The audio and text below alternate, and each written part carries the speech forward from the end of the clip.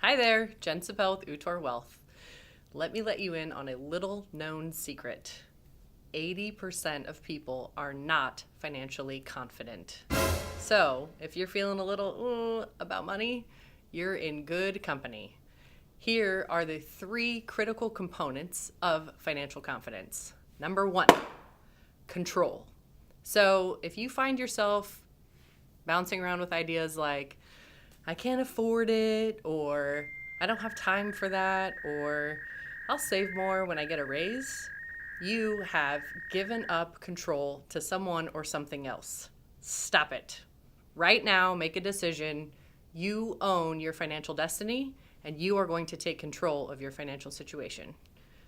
Number 2, clarity. So, rhetorical question, a little annoying. Would you dive into a pool you couldn't see the bottom of? The answer is no. It's hard to take action when there's not clarity. So the first thing to do is make a list. Everything that you own on one side of the page, everything you owe on the other side of the page. When you subtract what you owe from what you own, you're going to get a number. That's called your net worth.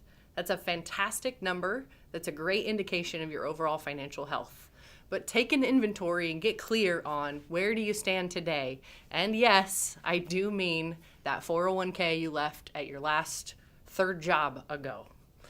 And finally, our 3rd C is competence.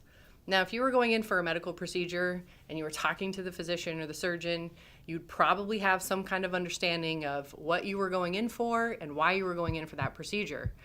The surgeon probably wouldn't explain the entire thing to you in medical jargon.